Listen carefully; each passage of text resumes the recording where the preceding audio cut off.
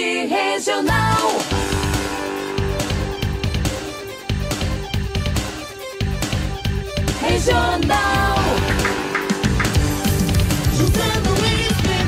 Olá, uma ótima tarde para vocês, sejam todos bem-vindos a mais um debate regional aqui na sua 90.3. Uma emissora do grupo São Mateus, que tem na superintendência Jailton Batista, a direção geral é do Renato Guimarães. Eu sou José Luiz de Menezes, muito prazer, até às 14 horas com você em mais um debate regional.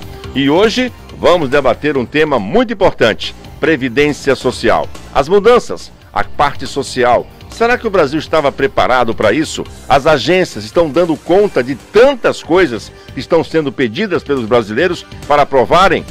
Daqui a pouquinho todos esses detalhes nós vamos esmiuçar com a presença do nosso convidado, o Dr. Ramon Chaves. Mas antes eu quero dar uma boa tarde a Juscelino Castro, nosso mediador também. Olá, Juscelino, boa tarde, bem-vindo.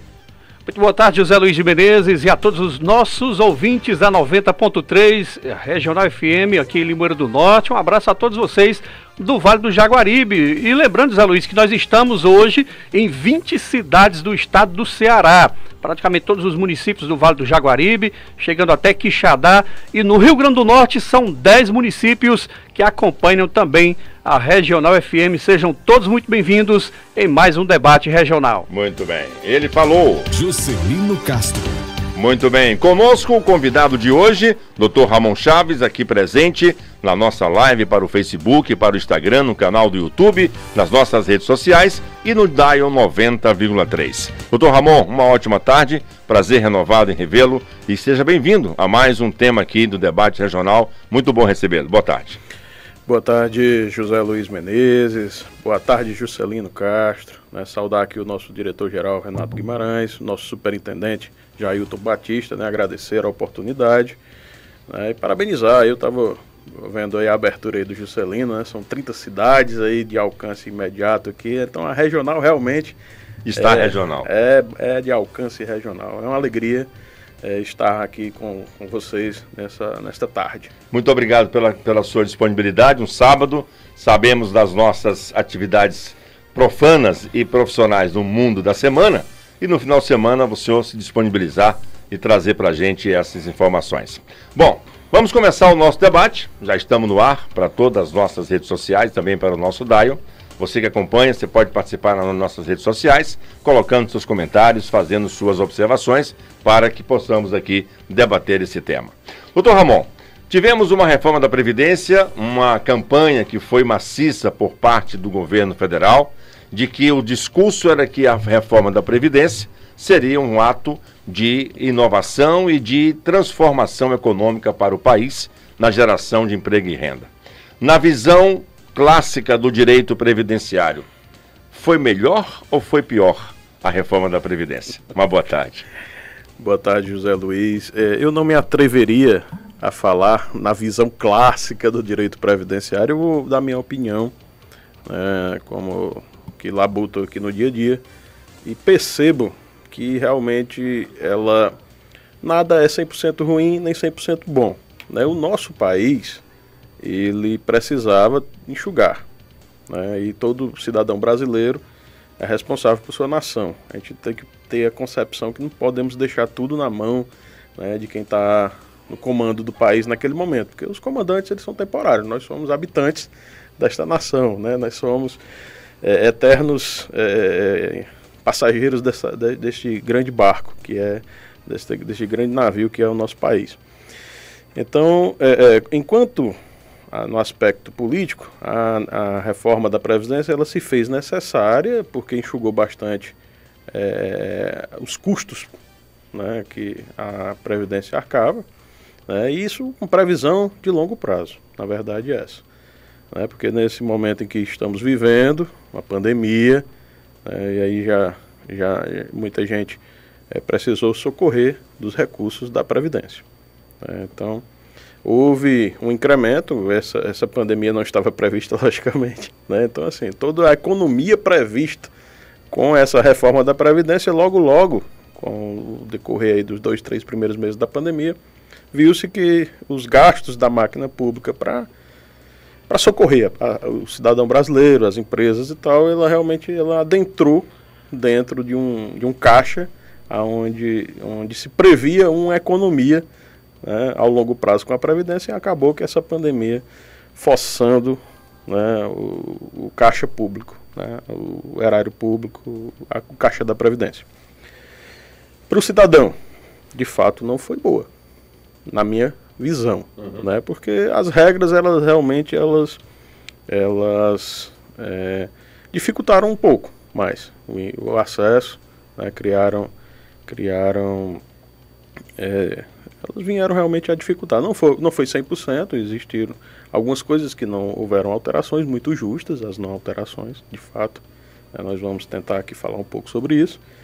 Mas, de modo geral, o cidadão seletista, o empresário que contribui, o autônomo, né, ele vai ter que trabalhar um pouco mais, ele vai ter que contribuir um pouco mais, né, para que o funcionário público, né, também, então ele vai ter que contribuir um pouco mais para poder chegar no ponto de gozar o benefício previdenciário. De ter o acesso à Previdência. Eu vou continuar aqui, Juscelino, depois eu passo para você a sua intervenção, e eu faço uma pergunta dentro desse panorama do tempo que vai demorar para a gente se aposentar. Vendo o esboço, vendo o que realmente foi construído na reforma da Previdência, o que fica muito aparentemente claro, no meu entendimento, é que essa nova Previdência, doutor Ramon, ela dificulta o acesso das pessoas, e isso tem um reflexo social, que é o aumento da pobreza. Nós temos aí com milhares, centenas de milhares de brasileiros querendo o auxílio-doença e não tem aprovação. Hoje, na sua vivência diária, essa dificuldade tem chegado realmente para os brasileiros? Existe, de fato, uma grande dificuldade. Hoje nós temos, nesse exato momento, nós temos 1.600.000 benefícios pendentes. Não são só auxílios-doença, não são os benefícios de forma geral. Mas sendo justo, né, existe a determinação da Previdência que esses benefícios de auxílio-doença, ele estando bem habilitado, compondo o atestado médico e tal, durante esse processo de pandemia, o INSS ele vem deferindo, tá certo? Ele não vem sobrestando, não vem dificultando. São todos? Não, existem, por essa demanda, dentro desse 1.600.000, existem alguns que, infelizmente, não foram avaliados, né? Mas, de modo geral, ocorreu. Agora, porque a questão da Previdência, ela não começou, não é da reforma para cá, nem o incremento dessa pandemia. Na realidade, a Previdência, ela já vinha sucateada a sua estrutura antes da reforma. Nós tínhamos aqui na nossa região, nós temos aqui na nossa região agências sem servidores. Agências que já não estavam dando vazão à necessidade, porque o Brasil já vinha enfrentando, nós no Nordeste enfrentando a seca, as necessidades. O Brasil, de modo geral, enfrentando um problema sério econômico, já estávamos numa crise econômica, né? E lógico que a Previdência, ela recebe o aporte de tudo isso, né? O cidadão busca o benefício previdenciário, seja porque está se alimentando mal e adoeceu, seja porque perdeu o emprego, seja porque na seca o trabalhador rural e aí também, né, entrou em dificuldade, socorre, é aquela coisa. Então é um reflexo, ela chega. Então nós já vimos há algum tempo, porque nesse país é uma coisa que a gente percebe, né, tanto a nível municipal, estadual e federal. Não existe um planejamento a longo prazo, né? Em determinado momento chegou um ministro e eu quando eu comecei a advogar, 20 anos atrás, o INSS estava sendo preparado para ser privatizado. Esse layout que nós conhecemos hoje do INSS, esse layout já tem 20 anos. Né? Esse modelo de agência, essas agências que nós conhecemos nesse formato, com esses guichês e tal, ele tem exatamente 20 anos, esse modelo. Que foi justamente quando eu comecei a advogar, eu acompanhei as primeiras agências a receberem esse layout, tá certo? Então, ele naquele momento, o governo tinha um projeto de privatizar a Previdência.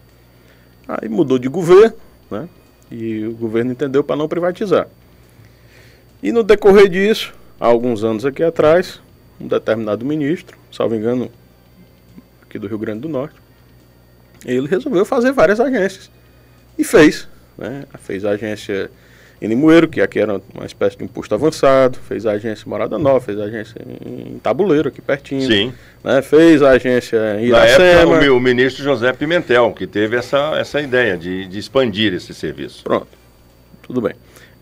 De fato, é porque eu realmente me falhou aqui a memória. Bom, e houve isso, mas construíram-se as agências, mas o que aconteceu? Ficou retirando servidores de outras remanejando o pessoal e nada de concurso público. Né? Nada de concurso público. Por quê? Porque o momento econômico não permitia, a nação... É por isso que eu digo que é uma coisa que não há um planejamento, porque se você vai montar uma agência, você sabe o seu staff. É um gerente, são tantos analistas, tem o vigilante, tem o atendimento recepcionista, tem isso, tem aquilo outro. Você tem um staff ali mínimo, custo mínimo operacional de uma agência. Aí você não pode pegar e estar desmontando, porque na hora que você já tem uma estrutura deficitária, aí você desmonta, puxa um servidor de um lado, puxa um servidor de outro, transfere de um estado para o outro. Aquele negócio, as pessoas muitas vezes já chegam até atravessadas a contragosto, né, para fazer aquele atendimento ao público e tal. Então nós vivemos isso aqui. Né? Então não estou nem me estendendo a uma realidade nacional, embora eu entenda, o pouco que eu conheço, né, que essa realidade em que vivemos, ela espelha a realidade nacional. Isso é uma coisa que a gente vê no dia a dia, nos noticiários, né, que essa deficiência geral da estrutura previdenciária, ela já vem aí pelo menos de uns 5 anos para cá com essa questão dessa expansão. E eu não sou contra a expansão. Pelo contrário, eu não estou aqui dizendo que não deveriam ter essas agências. São justas, necessárias, é tanto que elas estão altamente demandadas, por sinal. Né? Mas precisa-se da questão do aporte de servidores. Da logística de atendimento para poder atender, né? Houveram concursos? Houveram. Mas assim, simbólicos. Eu uso a palavra simbólico, porque não houve uma lotação do quadro. Não houve uma lotação a contento, mínimo, nem que eu diria que não há o mínimo operacional para o quadro de serviço.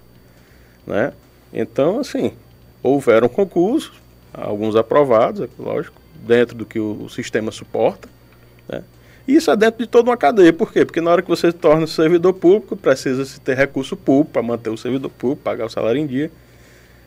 É dentro de todo um conjunto. A visão é global. A visão, você não pode ver uma coisa dissociada da outra, né? Entendi. Então veio isso, aí chegou esse novo momento, novo governo, e o ministro da Economia liderando tudo isso e tal, querendo fazer um enxugamento da despesa, aquela coisa toda. Promoveu uma reforma. A reforma cortou aonde? Cortou na saída do caixa, na vazão do caixa. Fechou a torneira. Né? Fechou a torneira. Quando fecha a torneira ela vai para onde? Ela vai para o cidadão. Ela vai para o segurado. Ela vai para a pessoa que é o beneficiário da Previdência. Então estava saindo muito recurso, né? E se estava saindo muito recurso, nem era o suficiente. Imagina agora, né? E imagina com a redução da vazão. Né? Fazendo aí um paralelo com o nosso Castanhão, né? Houve um encolhimento. Né? Quando o Castanhão baixou a vazão da válvula, secou aí o vale. Então, verdade. A Previdência houve esse intuito. Por quê? Porque precisava se conter as despesas do governo, porque também a nação estava em dificuldades de caixa. Mas há uma controvérsia muito grande de dizer que a Previdência não era deficitária, era superavitária. Inclusive o senador Paulo Paim, até o Juscelino possa intervir também com a gente, demonstrou num estudo que a Previdência brasileira estava em superávit, não em déficit, como a campanha, né, fez, e de passar, porque se não fizesse isso, chegaria a um ponto que não tinha mais dinheiro para pagar ninguém. Mas aí, meus irmãos, o Estado brasileiro, ele tinha uma muleta, ele tem ainda, se não me engano, uma muleta, e boa, que se chama DRU, que é a desvinculação das receitas da União. Que é isso? Tem muito a ver com a Previdência, né? Lógico. Então, o Estado brasileiro estava se socorrendo do caixa da Previdência, porque a Previdência, ela realmente, tudo que você compra vai para a Previdência. Você compra uma rapadura, posto, chega lá, vai pro cofre da Previdência. Entendeu? Tudo que você faz qualquer nota fiscal emitida e tal, há um recolhimento. Então existe realmente uma base de geradora de recursos para a Previdência, mas esses recursos, ao adentrarem o Caixa da Previdência, eles não são utilizados para a Previdência. Totalmente para a Previdência. Né? E aí o governo, vendo aquele caixa, ele começou a utilizar, através dessa DRU, essa desvinculação das receitas da União, para tapar outros buracos de outros gastos, de outros projetos, de outras coisas que foram gastos, que foram promovidos ou existem, que não existem base de receitas, né? Porque isso também está em pauta nesse momento, que já é a reforma tributária, que é justamente isso. O que é a reforma tributária? É você ter recurso e apenas ter o equilíbrio entre a receita e o gasto. Né? Evidente. Então, você não pode promover gasto sem ter receita. Acontece todo dia na nossa casa. Você vai gastar mais do que o que você ganha? Uma hora vai dar um furo. Vai uma hora vai dar um furo no caixa, né? É verdade. Então, concluindo, né? Então, assim, com a DRU, é por isso que tem o problema de caixa na Previdência, porque, na realidade, o recurso que talvez, que se diz que é superavitário e tal, se bem gerido e exclusivamente, a situação fosse outra.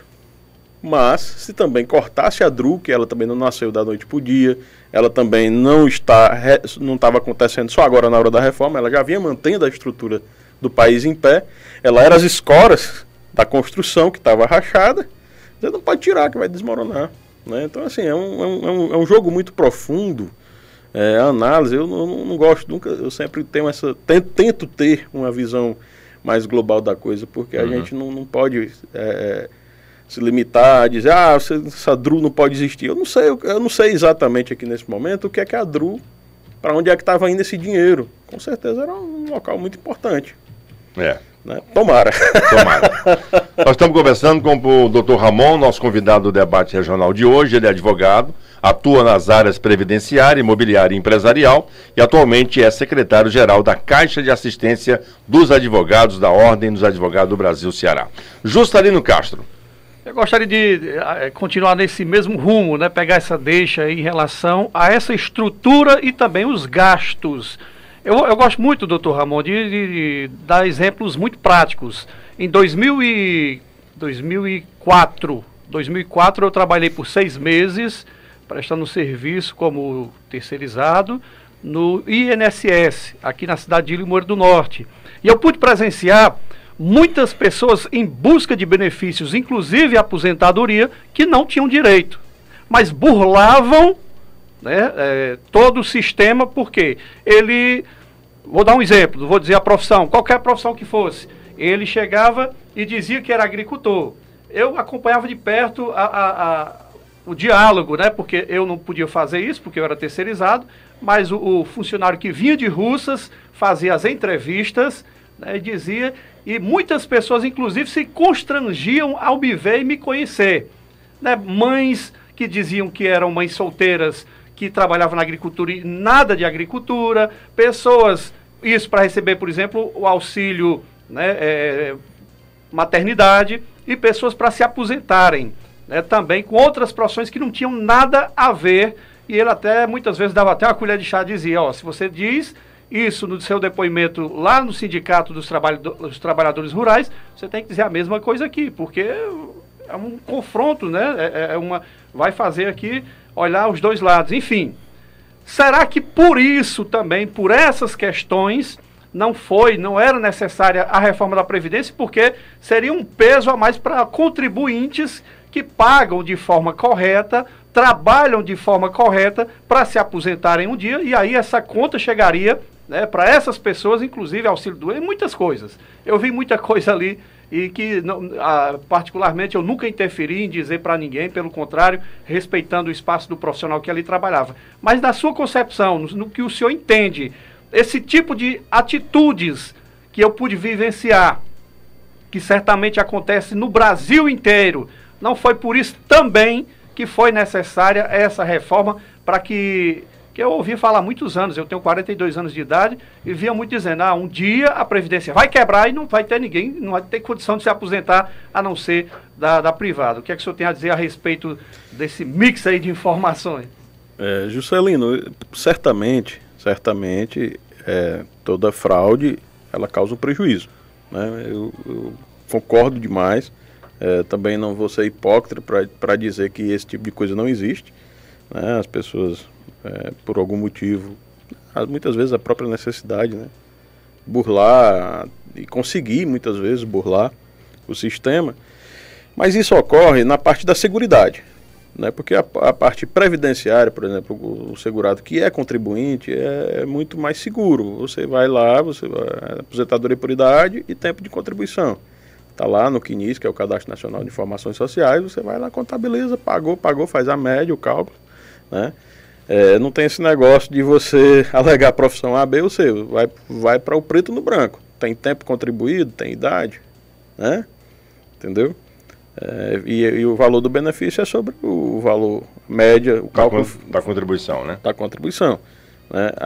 Isso se enquadra mais na questão das pessoas que não são segurados da Previdência contribuintes, e sim da Seguridade Social, segurados especiais, né? Que esses, de forma muito justa, eles têm, na minha opinião, eu sou 100% a favor que existir a seguridade para o segurado especial, mas que realmente requer um controle. E pasme, na minha opinião, a reforma hoje, eu quero trazer já mais para o dia de hoje, a reforma hoje ela não veio, na minha opinião, não veio criar mecanismos para combater esse tipo de fraude. Para filtrar, não, pelo contrário. Por quê? Vou dar um exemplo muito claro. A figura, o procedimento da entrevista. Né? A entrevista, o segurado ficava tete a tete com o servidor da Previdência, ele tinha todos os elementos, são treinados para fazer o métier, vamos dizer assim, a anamnese da coisa de documentos, as características do trabalhador, as perguntas certas, e você estando de frente para a pessoa é mais fácil você detectar realmente alguma insegurança ou alguma informação que não condiza com aquilo que ele está dizendo que é, né? Pronto, e hoje é feito todo de forma virtual, na frieza do documento digital, né? Não existe a entrevista, né? Então, assim, a meu ver, o documento ele sempre existiu. Você nunca foi para o INSS levar documentos. Você sempre levou seus documentos comprobatórios da atividade rural, por exemplo. Nós estamos falando aqui do segurado especial. Uhum. Mas você, além disso, você ainda tinha que ir para a entrevista, responder tudo, ser testado ali em perguntas, né? Sobre a atividade rural. E a entrevista, realmente ela evoluiu a um nível que realmente ela não era só essas respostas, ela passava por uma análise até física. O servidor via ali as características, se você tinha sol, se você tinha calos, se você... Perguntava, por exemplo, ele perguntava até quantos hectares, quantos quilos dessa cultura vocês cultivam e tal. E aí, justamente isso que o senhor está comentando nesse momento, a gente via muita a insegurança, muitas vezes, de algumas pessoas que tentavam dizer algo que não era real e se perdiam total, justamente... esse posicionamento do profissional do INSS em identificar esse trabalhador, esse possível trabalhador. E vou lhe dizer também a possibilidade, o homem do campo, muitas vezes, ele por diversos motivos, ele falta-lhe elemento comprobatório. E é bom lembrar que não houve mudança na questão da aposentadoria do agricultor. Foi uma das coisas que não mexeram, né? Não houve mudança no cálculo. Houve essa mudança que eu citei, que não passa mais por entrevista. Uhum. Você faz tudo digitalmente, né? Nem sequer é necessário ir à agência do INSS, entendeu? Que antes tinha que ir, por exemplo, da sua região, você tinha que ir naquela da sua região, era isso? É isso. Não, você poderia ir em qualquer agência. Entretanto... Que a entrevista pessoalmente acontecesse, né? Entretanto, assim, se você era daqui de Limoeiro e fosse requerer um benefício desse em outro estado, você estranhava. Dificilmente seria aprovado. Não existia um impedimento legal, mas que de fato era quase que uma praxe, né? Você tem que ir naquela agência da sua região, da circunscrição, do sindicato, da área da atividade exercida. Mas por justiça, a entrevista, por muitas vezes eu presenciei isso, do servidor ter a condição de aferir, inclusive existia a figura da inspeção em loco, né? Quando se pairava qualquer dúvida, o advogado, poderia requerer administrativamente a inspeção. Olha, eu queria solicitar que o servidor fosse ver a situação, visitar o local, saca, né? Condizir com o que ele disse no depoimento, né? Exatamente. Se houvesse alguma dúvida em relação ao depoente, então, né? Existiam recursos de meios de prova, né, para que você conseguisse dar a prestação jurisdicional, porque na realidade você está decidindo a vida de uma pessoa, é um benefício a pessoa já, muitas vezes, a gente tratando aqui eu não sei nem o que é mais difícil, às vezes um auxílio-doença, porque é uma emergência, ou uma aposentadoria, porque a pessoa realmente já chegou ali no seu esgotamento físico, quer se beneficiar, né, Verdade. do benefício. Bom, estamos conversando no debate regional hoje, sábado, você, dia 10 de junho, olha, de outubro, estou querendo voltar no tempo, que foi na época que a reforma foi aprovada. Acaba 2020. Bom, hoje, 10 de outubro, sábado, falando de Previdência com o doutor Ramon Chaves. Doutor Ramon, as regras começaram a valer, né? A partir de agora, essas novas regras para se apresentar no Brasil, essas novas regras começaram a valer. E aí todo esse processo novo já está em vigor para todas as condições de aposentadoria, é isso? Isso. Eu vou tentar aqui de uma forma o mais prático possível, porque a legislação ela realmente não é fácil, eu também não quero. Eu imagino. Eu não quero se para os advogados tem essa concepção da dificuldade, Juscelino, imagina para nós que somos leigos e que precisamos entender para poder requerer a aposentadoria. Isso, eu quero ser didático, eu não quero ser enfadonho. Claro. Não quero que as pessoas mudem de estação. Não vão mudar, não. Até porque é um assunto que traz muito interesse de quem está hoje preocupado com o tempo que vai se aposentar, né? Pronto, hoje eu vou começar pelo benefício de aposentadoria, mas vou tentar aqui nesse nosso tempo aqui a gente permear todos os benefícios, né? A aposentadoria hoje, ela não existe mais aquela aposentadoria por idade e a aposentadoria por tempo de contribuição. Ela agora requer os dois requisitos. Você tem que atingir uma idade mínima e um tempo mínimo contribuído. Não é mais os 35 anos? Não, calma. Não pode ser mais individual. Se só chegou a idade, eu estou preocupado porque eu estou perto de me aposentar.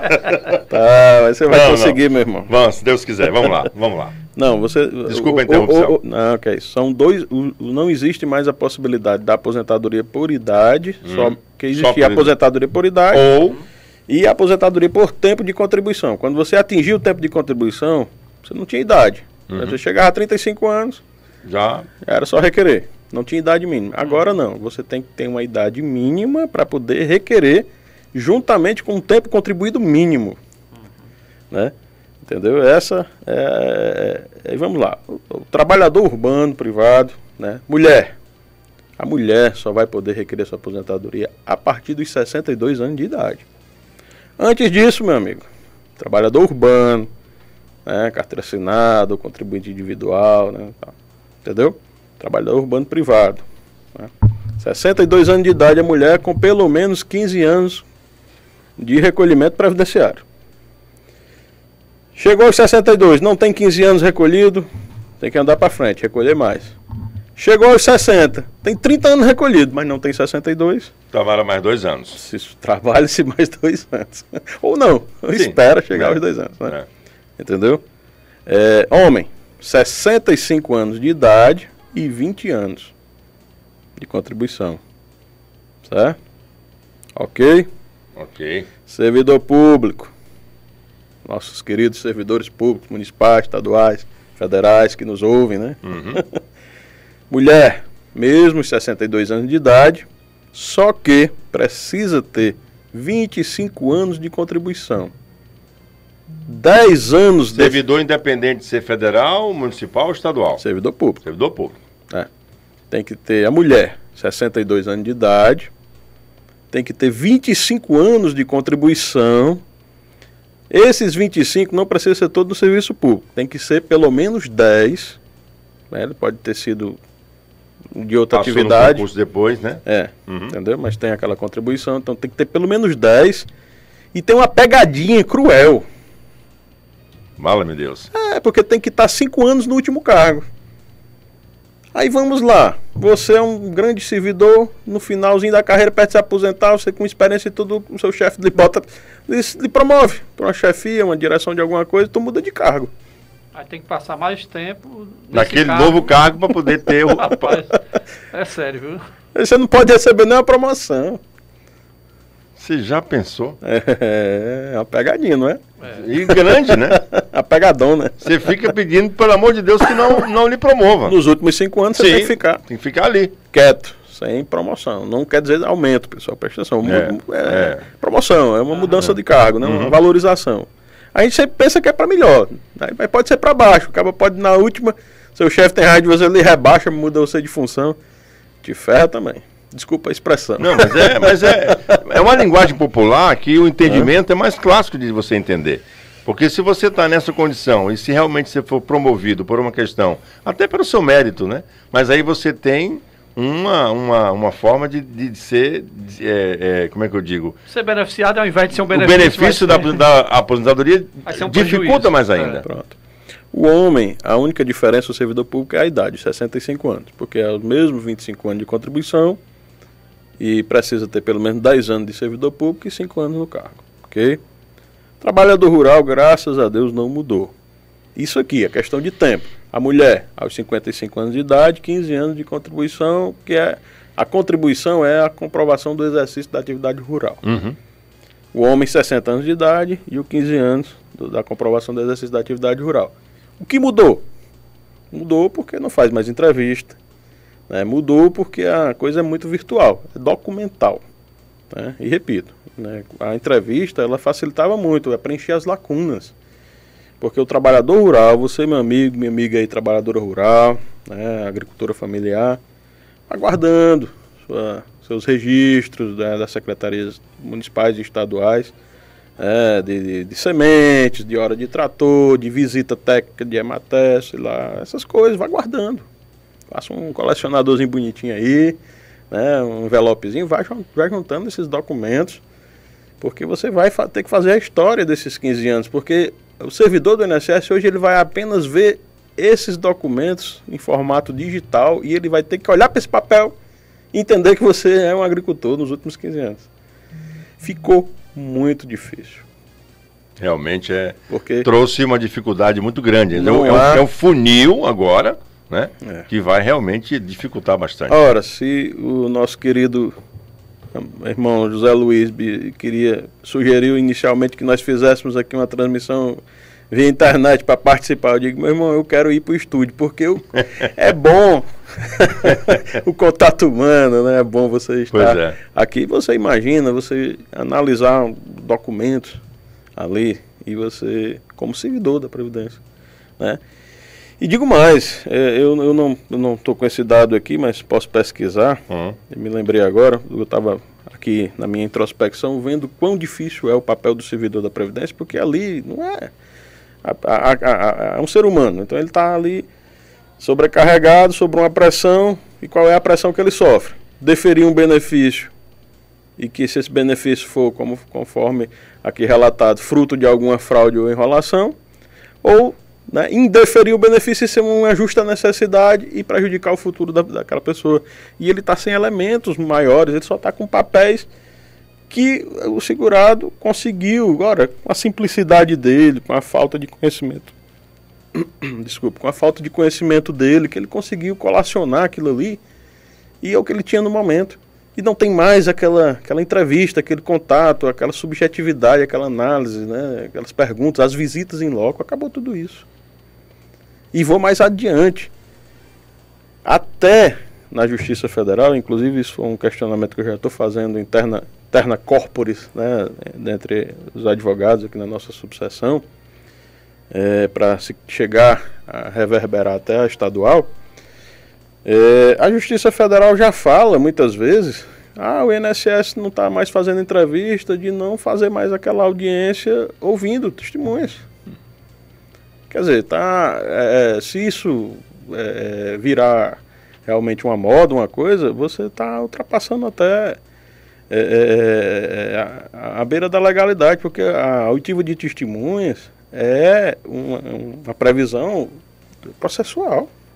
Você está cortando, está tolhendo, está extirpando do direito, né, uma possibilidade de defesa, porque no meio administrativo já foi. Meio administrativo já foi. né? E eu nem entrei no critério desse INSS digital, porque nada, como eu digo, nada é 100% bom, né? Em todos os escritórios contábeis, sindicatos, a casa das pessoas, porque na realidade o INSS digital você tem o seu, você se cadastra, né? Então cada um virou um servidor da Previdência, você entra no sistema, habilita, né? Ali era uma função exclusiva do servidor público, de filtrar aquela documentação, de preparar o processo, de instruir o processo, né? Aquilo, quando o segurado chegava com um monte de papel, aí o servidor fazia a triagem ali, é isso e isso aqui que é bom, isso aqui o que serve, né? E aí ele compunha o processo. Agora você em casa, né? Doutor Ramon, essas condições que nós estamos falando, e para as pessoas que estão no mercado de trabalho, né? Que hoje estão aí trabalhando, já estavam calculando o tempo de se aposentar e aí estão vendo que o horizonte está ficando mais adiante que quem está trabalhando. Essa mudança, ela traz prejuízo também? Traz, tem um período de transição, porque eu queria continuar falando... Não, mas tudo bem, então o senhor vai chegando nesse ponto, para a gente... Porque o senhor... eu queria continuar falando um pouco mais sobre as outras profissões, pois não, nós vamos chegar nesse período okay. da transição, que ela também causa um prejuízo momentâneo okay. Nessas pessoas que já estavam próximos de se aposentar. Sim. E aí estão submetidos uns a regras anteriores ainda. Era mais ou menos o que eu já ia perguntar também, essa transição aí. Pois não é fácil. Mas vamos lá, por categoria ainda. Nós estamos aí na questão do agricultor, servidor público. Isso. Né? E aí, mais? Professor da rede privada. Tá. Porque tem uma diferença da rede pública, certo? Então vamos lá. Mulher, idade mínima, 57 anos, 25 anos de contribuição como professora. Homem, 60 anos de idade, 25 anos como professor. Ok? Rede privada. E isso, para muitos, isso é um problema. Vou dizer por quê. Eu já tive uma cliente que com 49 anos... Estava pronta para se aposentar. Ela já tinha tempo. Já tinha o tempo de serviço. Mas com a nova regra... Inclusive mais jovem até, se não me engano, com menos 40 e poucos anos. Já tinha 25 de tempo de professora. E não é direito adquirido, né? E entra na se ela perfizer isso antes da reforma, que foi, se não me engano, 12 de novembro de 2019, se em 11 de novembro ela já tiver... dado entrada? Não é nem dado entrada, se ela já perfizesse esse direito. Ah, sim. Se ela já tivesse o tempo necessário naquela época, ela pode optar. Certo? É outra burocracia. Que é por isso que... Poxa vida, que complicação ficou se aposentar nesse país. Não está fácil. Mas vamos lá, o professor da rede pública. Qual a diferença? A idade da mulher é a mesma, 57 anos. O tempo de contribuição é o mesmo, 25 anos. Só que aí vem aquela questão do servidor público. Ela é um professor da rede pública, então é um servidor público. Então tem que ter 10 anos no cargo e 5 anos... 10 anos no serviço público e 5 anos no cargo. Aí vem aquela confusão.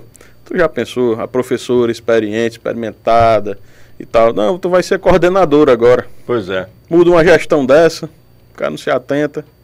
Aí bota uma pessoa na coordenação, na direção, não sei o quê. Faltando um ano para se aposentar. Menos de 5 anos. Faltando menos de 5 anos. Então ela está empurrando aquele tempo até fechar os 5 anos. Aí vamos lá, umas gestões são 4 anos.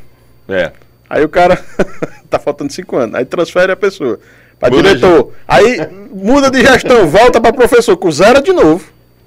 Não conta o que já foi. Não conta não, porque não tem que passar os 5 anos no mesmo cargo. Religiosamente os 5 anos no cargo. Né? Vamos supor, você tá bem pertinho de se aposentar, o novo prefeito aí, né, que vai assumir em janeiro, bota você tá faltando 5 anos para se aposentar, você assume a direção de uma escola, né?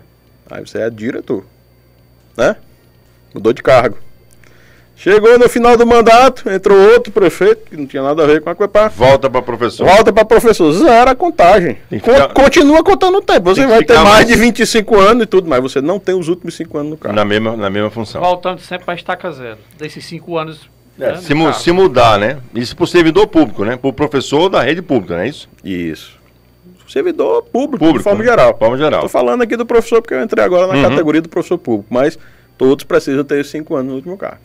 Então é rezar para o chefe, não você ficar... E aí nós estamos sempre sendo otimistas e colocando a pessoa para cima, Sim, né? lógico, claro. Mas vai que houve uma mudança Pra baixo. motivo para baixo. É mudança também. Mas também tem que cumprir o tempo naquela função. É verdade, meu irmão. Então, Rapaz, é... as mudanças realmente vieram para dificultar mesmo, né? O E eu continuo contribuindo, né? Continua normal. Para pagar a aposentadoria de quem já está aposentado. Outro detalhe que acontece com o serviço público. É, quem requereu a partir do 12 de novembro de 19 aposentadoria, exoneração compulsória. Buf, não pode continuar trabalhando. Ah, tem fulano que se aposentou. Pode ir lá que o requerimento do benefício foi antes de 12 de novembro. Automaticamente você tem que sair da função.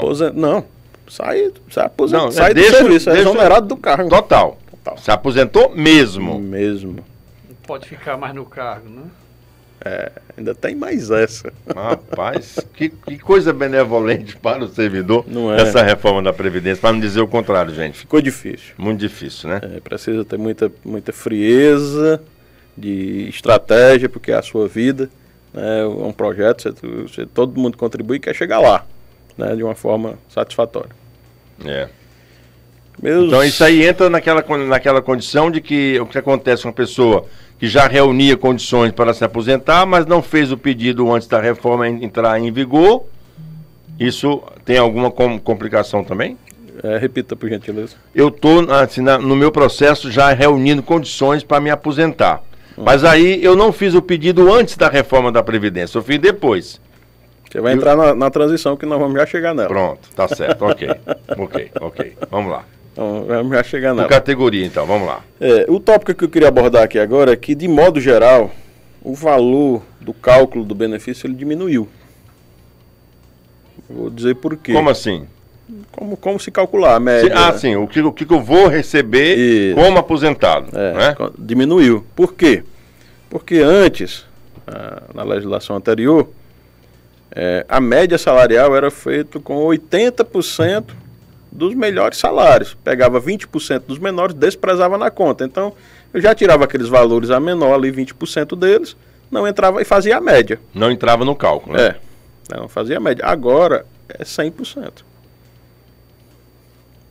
Junta tudo e divide pelo número de... Todas as contribuições e divide pelo número delas. Isso. Né? E isso tem causado, em média, uma redução de 15% no valor final do benefício. Olha aí, 15%. Cálculo, no chamado salário de benefício, que é o cálculo que a pessoa vai receber. É também um problema. E grande. E grande, né? Porque isso afeta diretamente a capacidade de rendimento.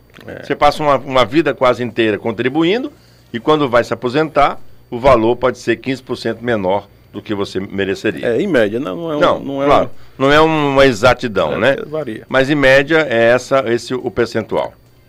Exatamente. Juscelino, presta atenção, hein?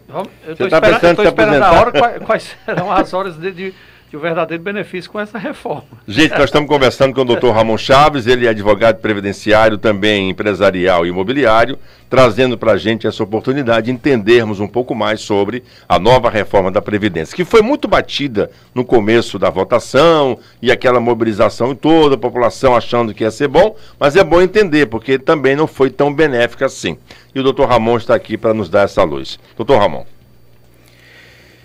Pois é, meus irmãos, eu estou tentando aqui chegar aqui no tema da questão da transição, né? Sim, e essa questão que eu lhe perguntei. Regras de transição. Pronto, essa questão que eu perguntei. Se eu reúno já condições para me aposentar, mas eu não fiz o pedido antes da reforma ser aprovada e dei depois que ela foi aprovada. O que isso tem de interferência na minha aposentadoria? É isso que você ia perguntar, Juscelino? Era Exatamente justamente isso? Sobre a transição, né?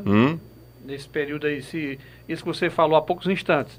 Se alguém já estava com tempo de contribuição, já adquirido, né, pelo tempo de trabalho, se por questões aí... Não deu entrada antes da reforma, né? Ele já entra no novo sistema, como é que é feito... Não, olha, vamos lá. Quem já estava com seu direito adquirido, Quem já estava. Tempo, idade, tempo de contribuição não, e porque, idade. tempo de contribuição ou por idade. Que na época, ou um ou outro. Ou os dois. Sim. Né? Que antes era diferente. Que antes era diferente, tinha as duas opções. Quem antes, no dia 12 de novembro de 19, já poderia se aposentar, não aposentou porque não quis, ele pode optar todo o tempo aquele direito que ele tinha. Uhum. Aí se chama, né? Mesmo com a reforma, direito adquirido, mesmo aprovado. Com a reforma. Era um direito adquirido. É o direito adquirido, isso aí não se mexe. Não se discute, não se discute. Fé Maria. Não se... Mas assim, o problema são aquelas pessoas que já estavam para fazer o tempo, mas aí veio a reforma e ela não tinha. No dia 12 ainda da reforma, ela não tinha ainda. Estava pertinho, estava vendo ali o dia de se aposentar, aí veio a reforma. Ela vai passar por uma regra de transição. Né? Uma regra de transição.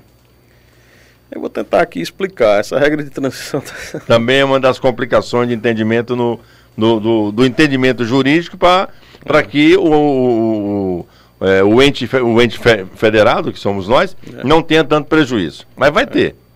De tempo. Vai ter, porque tem que ser a mais. Ele sempre vai cumprir pelo menos 2 anos a mais ali e tal. Vamos lá, vamos tentar entender por algumas situações de categorias, por exemplo. Né? Vamos lá. Para quem estava mirando a aposentadoria por pontos, porque tem a questão que a gente não abordou, aquela regra que já estava em vigor antes da transição, que era 85, 95, aí já agora já estava 86, 96, porque sempre somava mais um ano, né? Então vamos lá. Para quem já estava mirando ali pela regra dos pontos, para atingir o número de pontos. Mulher, 30 anos de contribuição, 86 pontos, né? Até chegar, vai ter que chegar a 100 em 2033. Eita! Pois é, um negócio... Pelo amor de Deus, então daqui a 13 anos... Não, diga assim, daqui a 13 anos, a contagem, se for por pontos, ela em vez de ter 86, que é hoje, vai ter que ter 100. Pelo amor de Deus. 100 pontos. Você ali prepara aí a bengala que nós vamos ter que vamos ter que trabalhar muito. É por causa que a idade ela já soma 62. Né? Quando você vai somar o tempo de contribuição, né? Mais 20, né? Já passa. Né? Pois é. Então, nesse caso, 62 mais 20 já dá 100. Não, dá 82. 82, né? Pois é, então, não é fácil não, então não vai ser só 20. Pois é, entendeu? Não é nem questão de idade, não pode nem somar o 62. 62 ela atingiu a idade. Sem a idade, perdão, realmente estava me confundindo. Com 62 e 20 ela já tem a idade, mas ela quer somar os pontos. Para se aposentar antes da idade, pela condição do ponto, né, nessa regra de transição, tem que atingir 100 pontos em 2030. Meu Deus do céu. Difícil. Uma loucura. Pontos... vamos lá aqui. Vamos lá. Quem faltava apenas 3 anos para fechar os pontos, agora vai ter que trabalhar mais 5 anos. Quem faltavam apenas 4 anos, vai ter que trabalhar mais 7. Quem faltavam apenas 5 anos, vai ter que trabalhar mais 10. Eita! Tá entendendo assim o grau de complexidade que é essa somatória por ponto? É complicado. Essa regra de transição por pontos, isso aqui é uma coisa que pouca gente vai optar por isso. Porque não tem sentido, você vai querer, não vai querer perder tanto tempo. Pois é. Difícil. Essa é uma condição que a gente começa a entender que realmente ficou mais difícil mesmo se aposentar. Mas essa ali é a regra de transição por pontos, mas porque existe a regra de transição para aposentadoria por idade, essa vai ser mais fácil de entender. Então a mulher chegou a 60 anos de idade e tinha 15 anos de contribuição. Então ela vai somar mais 6 meses. Eu tinha 59 anos de idade aqui, né? E aí ia completar os 60 e entrou a reforma. Então esticou para ela, na regra de transição, mais 6 meses, em média. Né? O homem, que aos 65 anos de idade, não teve, porque encostou no limite, o homem já era 65, por quê? Porque a mulher era 60 e subiu para 62, o homem já tinha 65, com o limite da idade, então ele a todo instante que ele atingiu os 65, né, ele fazendo os 15 anos de contribuição, ele não teve esse acréscimo de tempo. Uhum. É muito minucioso essa regra de... E por tempo de contribuição, da mesma forma, a mulher com 56 anos de idade, se ela tivesse 30 anos de contribuição, porque ela ia fazer a soma de 56 com 30 dá 86, né? Ela ia chegar pela regra da transição, somando 56 anos de idade com 30 anos de contribuição, ela ia atingir os 86 pontos, mas aí, se ela não fez esses 86 pontos antes da reforma, aí também acrescentou a ela, em média, mais 6 meses, né? Em média, mais 6 meses. É o que a gente começa a entender, que você tem que ter mais tempo para contribuir todo o tempo todo. Todo o tempo empurra para frente, né? Da mesma forma o homem, né, que 61 anos de idade, que ele estava com 35 anos, aí ele ia fazer os 96, já estava fazendo os 96, mas não fez antes da reforma. Também ele postergou aí mais 6 meses, né, de período de contribuição, né? Então, assim, realmente é um... Quer dizer, essa regra de transição realmente ela é muito cruel para o brasileiro que queira se aposentar, né? Não tem uma flexibilidade para você diminuir isso, sempre está contribuindo mais para poder chegar nessa pontuação, né, Tuamon? Isso da iminência, porque na regra geral, se você estava faltando aí mais do que meses ali, ou dias, né, então a regra geral é um pedágio de 50% do tempo que falta. Vamos dizer que faltava 6 meses, né, então você já vai passar para mais 9 meses, né, entendeu? Então é difícil. Muito complicado, porque do jeito que está acontecendo com as pessoas que têm realmente a dificuldade e o avanço da idade, de fato, realmente se aposentar no Brasil, depois dos 75 anos, para fazer o quê, né? Hein? Como é que você vai usufruir de toda a contribuição para o país a partir de 75, 80 anos? Não, mas não vai chegar nesse ponto, não. Esse negócio de 80 e tudo é a pontuação, pelo amor de Deus. Né?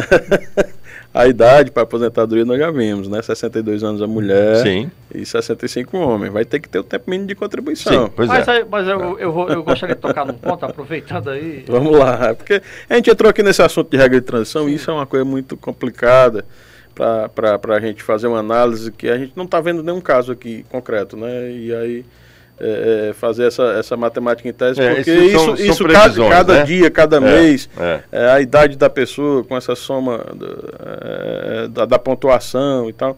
Então é tão complexo que a gente personaliza demais o caso. Então não é nem bom a gente estender muito, esse papel nosso aqui é apenas para alertar que não é uma coisa muito fácil de se fazer. Deixa eu só fazer... Não está muito claro na legislação, assim, não é uma matemáticazinha de 1 mais 1. Só uma interferênciazinha rápida. Por exemplo, a gente está muito preocupado em relação a aposentar-se, logicamente. Eu hoje tenho 42 anos de idade. Para eu chegar a 65 anos de idade, ainda eu vou ter aí... Obrigatoriamente, meu irmão, você vai ter que ir aos 65. E aí, relativo ao meu tempo de contribuição também, digamos que eu tenha apenas 5 anos de contribuição. Mesmo que eu chegue aos 65 anos de idade, como é que eu vou poder me aposentar? Bom, aí, amigo, se você chegar aos 65 sem ter os 20 anos de contribuição, que é o que atualmente a legislação prevê, a aposentadoria você não vai ter. A verdade é essa. Se você, por um acaso, ficar sem proventos, sem trabalho, sem condição de se sustentar, aí você vai entrar para o programa de benefício amparo ao idoso. Aos 65 anos de idade, o idoso que não tem renda, aí entra no benefício assistencial. Certo? Mas também antes dos 65.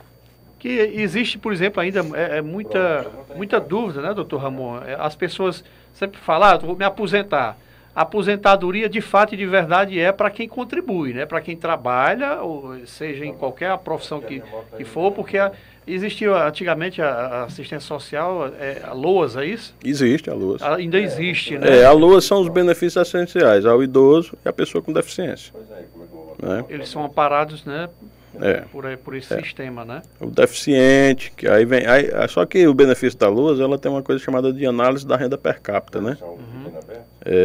Na realidade, é 1/4 do salário mínimo, a renda média daquele núcleo familiar. E aí, se aquilo ali não estiver atingindo pelo menos 1/4 do salário mínimo, que é isso?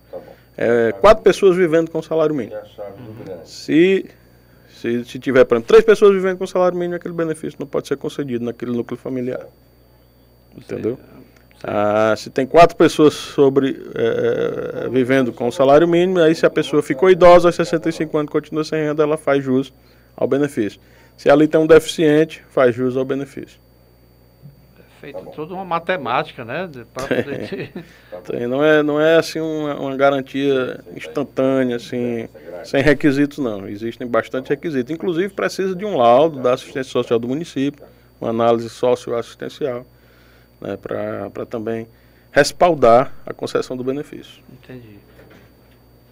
Bom, estamos aqui no debate regional, hoje sábado, 10 de outubro, conversando com o Dr. Ramon Chaves, falando sobre Previdência, reforma da Previdência.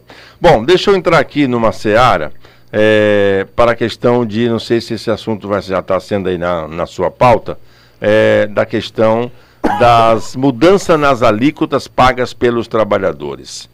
Isso é um ponto também, que a reforma traz mudança nas alíquotas paga pelo trabalhador hoje. É de 11%, é isso? 11%, hoje? Eu não estou com essa pauta aqui, porque na verdade essa questão de alíquota é muito mais contábil né? do que a nossa, porque a nossa parte é a partir da concessão do benefício. Certo, entendi. Esse recolhimento entendi. É mais da parte contábil. Então vamos entrar na questão de um benefício que é muito requerido para os idosos que não são aposentados ou pessoas com deficiência, que é o BPC. Né? A renda familiar per capita, acho que, se não me falha a memória, está dentro de um percentual. É 1/4 do salário mínimo. 1/4 do salário mínimo, é 25%, né? Isso. E aí hoje, no valor de um salário mínimo, estaria o quê? Estaria em torno de quanto, mais ou menos? Hoje é R$250 por aí, 250 e pouco, né? Bom, nesse caso, doutor Ramon, há mudanças na questão do BPC? Tem redução? Como é que fica esse ponto? Não, o BPC não sofreu mudança na reforma. Ele continua com os mesmos requisitos. Eu estava conversando aqui anteriormente, né, sobre esse exemplo do idoso. A análise é feita, é uma análise da renda familiar, uma análise socioassistencial. Normalmente a Secretaria de Ação Social do município disponibiliza uma análise socioassistencial para preenchimento de um cadastro, né, que é base para o requerimento do benefício, onde ele vai colocar quantas pessoas residem, e a renda daquela família. Ela é aferida, não é autodeclaratória.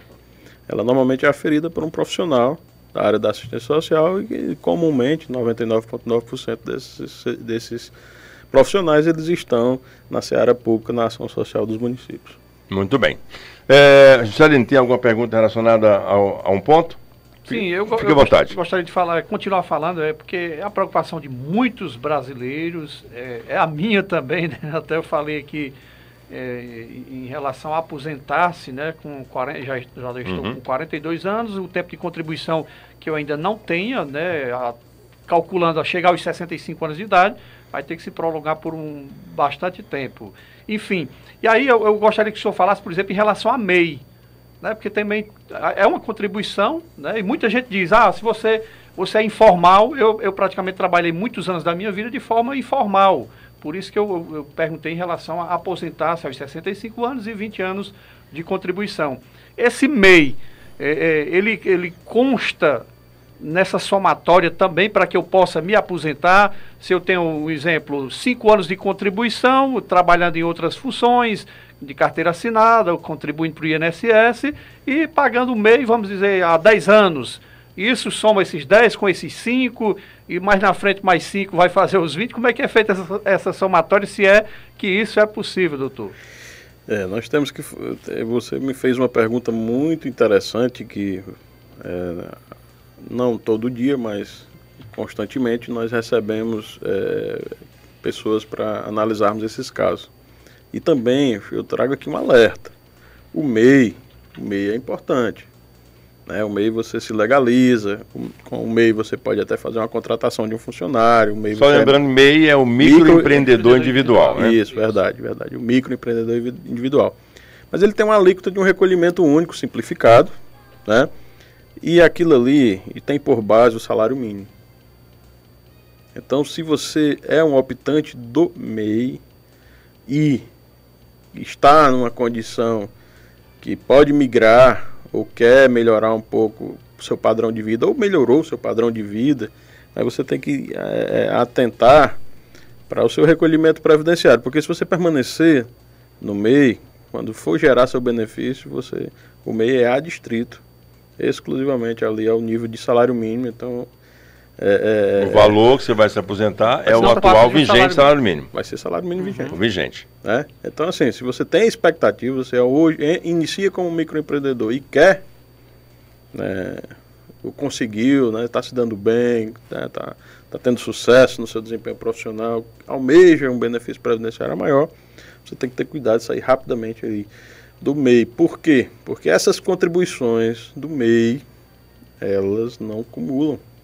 Você não pode ter dos 20 anos, 15 anos no MEI e 5 anos fora, você vai se prejudicar, vai ficar com o salário mínimo. E aí, se eu optar, por exemplo, continuar com o MEI e pagar uma previdência privada? Privado é um outro sistema previdenciário, né? Né? Não tem nenhum problema. Aí não tem relação nenhuma com a reforma da Previdência, porque nós somos regime geral de Previdência. Isso. É isso? Aí você... a Previdência privada, ela muitas vezes é interessante para um empresário, é uma forma de previdência, nós estamos falando de previdência, né? Uhum.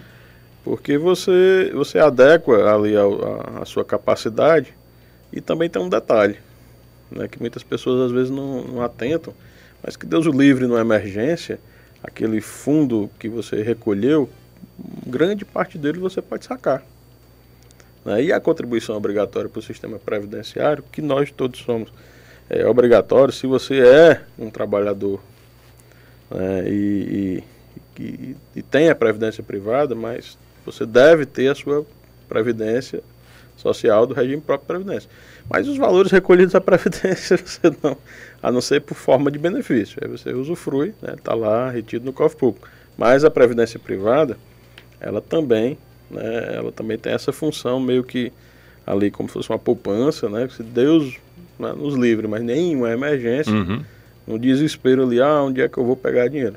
Então, um dinheiro que eu guardei ali para minha aposentadoria, mas é uma emergência. Eu posso ter as duas, então? Pode ter as duas. Né?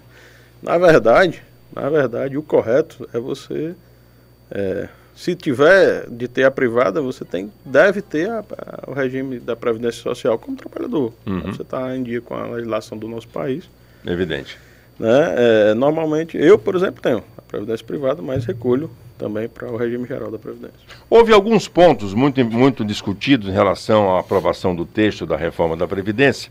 O relator também foi muito claro quando estava tratando desse assunto, da questão da pensão por morte. Isso é uma questão também muito social, né? Uma viúva ficar desamparada no momento de um falecimento do seu cônjuge. Como é que ficou essa questão da pensão por morte com a nova reforma da Previdência, doutor Ramon? O Zé Luiz está na sinergia, eu também estava pensando em pensão por morte. Isso é muito bom, né? A gente trabalha em consenso, isso é muito importante. Bom, doutor Ramon, a pensão por morte... Quase morreu. Quase. Olha aí, gente. Vocês ouviram bem, né? Palavra de um advogado previdenciário. A pensão por morte, com a reforma da Previdência, quase morre. Na realidade, ela não é mais 100% dividida entre os dependentes. Não é mais. Não. Por exemplo, a pessoa tinha um salário mínimo, faleceu, a viúva e os dependentes recebiam a integralidade daquele benefício. Né? Hoje, fica da seguinte forma: 50% para a viúva, mais 10% por cada dependente. De qual valor? De um salário mínimo? Não, do valor do benefício. Do valor do benefício? Benefício. Eu citei o mínimo, por exemplo. Independe, né, do certo, valor. certo. Independe. É o valor do valor de benefício. Só tinha viúva? 50%. Se era só, por exemplo, eu e uma companheira, a companheira morre, eu sozinho vou ficar só com a metade. Ou vice-versa. Se eu for antes dela, ela só fica com a metade.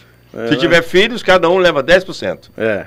Se tiver 10 filhos, aí não vai ampliar, não. Ele é até o limite de 100%. Você já pensou, gente? Essa é a regra geral. Dá para rir, né? Dá para rir mesmo, né? Não ficou fácil, ficou difícil de se compreender tudo isso. Né? Não. Agora, tem uma polêmica dos militares, né, que ficaram boa parte fora, né, dessa questão tão como foi a reforma da Previdência, tão dura com o trabalhador, né, do capital privado, né? O senhor tem alguma pauta sobre esse assunto de entrar? Porque assim, a questão eu queria passar por um ponto aqui, se ele me permita. Tranquilo. Acumular benefícios hoje com a reforma da Previdência, mudou alguma coisa em relação a isso? Será possível acumular benefício com a... Nós estávamos num exemplo, por exemplo, a pessoa, 2 aposentados, um falece, um acumula a pensão. Ela recebe, só não recebe do jeito que recebia antes, né? Existe aí uma diferença. Então eu continuo com a minha e com a do falecido. A pensão já, se você é aposentado e recebe uma pensão, há um acúmulo de benefício. Entendi. Né? Tá permitido. Muito bem. E antigamente tinha muito medo, né? As pessoas nem casavam de novo porque tinha medo de perder.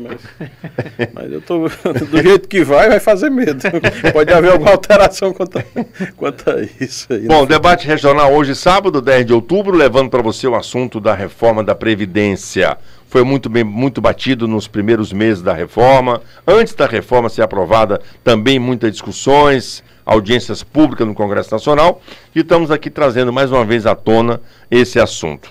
Doutor Ramon, a Previdência dos militares das Forças Armadas, ela mudou com alguma coisa? A proposta da reforma da Previdência, ela mudou alguma coisa no regime deles ou não?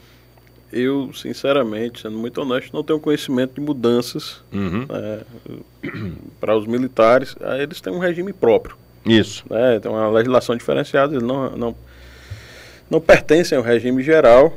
Né? E eu acredito que houveram, talvez, possíveis alterações, mas eu não... É muito específica, né? Eu não milito nessa área com a Previdência de militares. E aí eu não tenho assim detalhes sobre as minúcias, mas mudanças sutis devem ter acontecido, né? Se aconteceram, foram muito discretas e que na realidade não trouxeram esses impactos tão cruéis, para a realidade tão grande. Posso? Juscelino, pois não. Pronto, eu gostaria que o doutor Ramon falasse, por exemplo, como fica a aposentadoria por invalidez, né? Porque a aposentadoria por invalidez é um benefício devido ao trabalhador permanente incapaz ou exercer qualquer atividade laborativa e que também não possa ser reabilitado em outra profissão de acordo com a avaliação da perícia do INSS. Quais foram as mudanças? Se houveram essas mudanças, gostaria que o senhor falasse um pouco sobre essa aposentadoria por invalidez. Houveram severas mudanças. Anteriormente, a legislação previa ao benefício a invalidez, a incapacidade permanente, né? A 80% do salário de benefício, fosse assim, uma aposentadoria, aquela média salarial ali, né? Então era atribuído 80%. Hoje, se você, até 20 anos de contribuição, se você tiver, é 60%. E vai aumentar 2% a cada ano que você ultrapassar. Se você tiver 21 anos, então você recebe 62%, 22 anos, aí você recebe 64%, até chegar aos 80% também, não passa dos 80%. Também não tem um limite, né?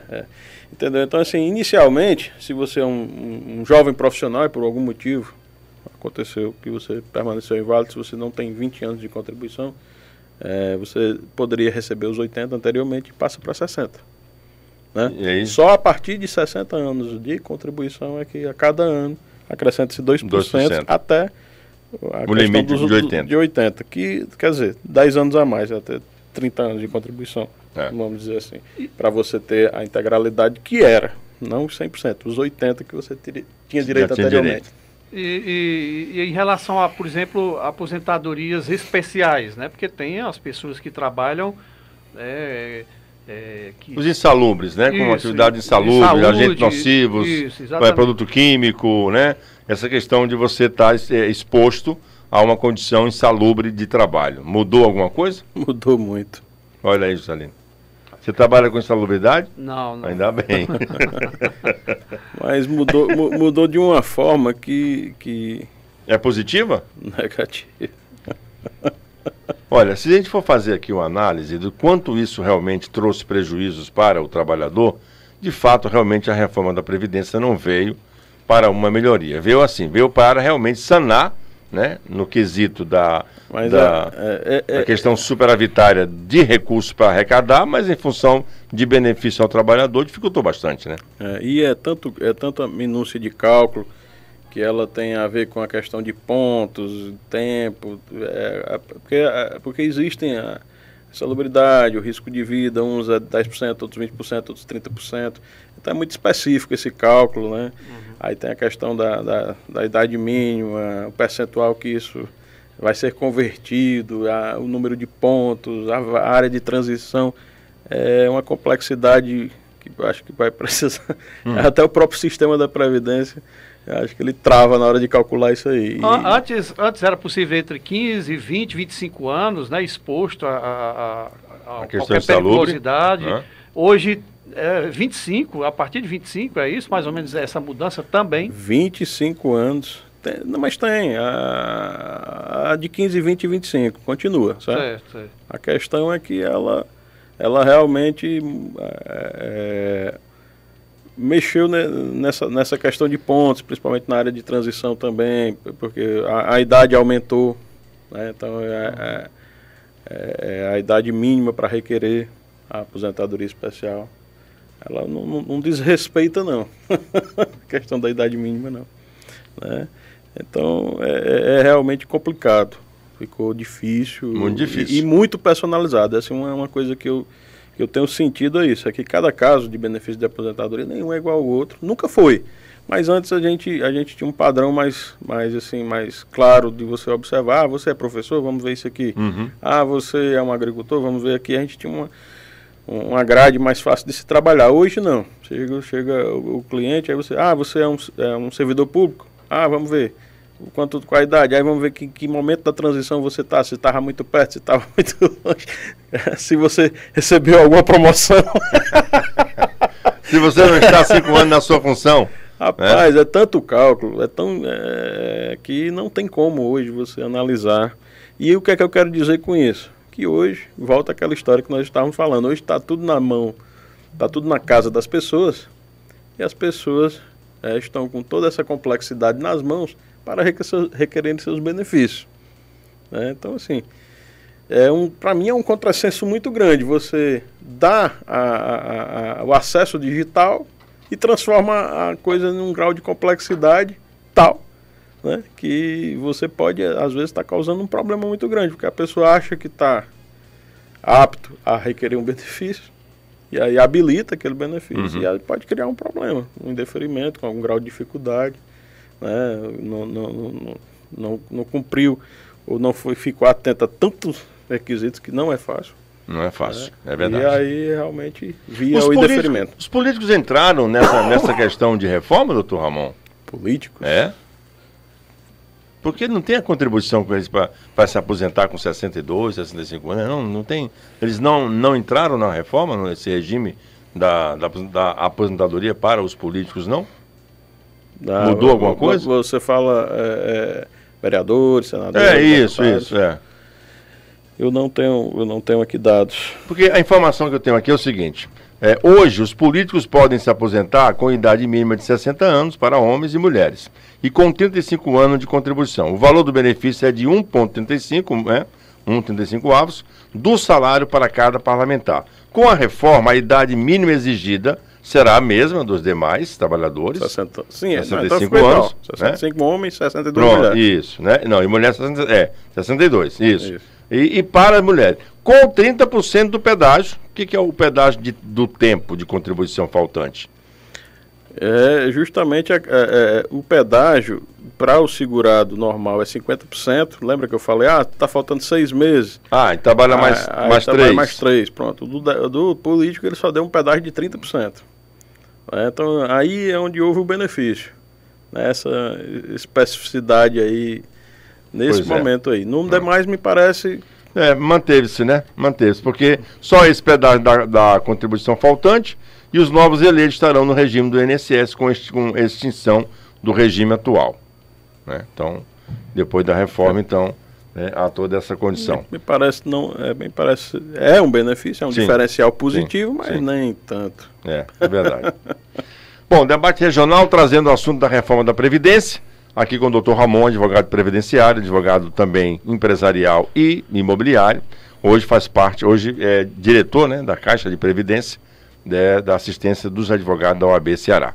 Bom, Juscelino Castro, alguma intervenção agora?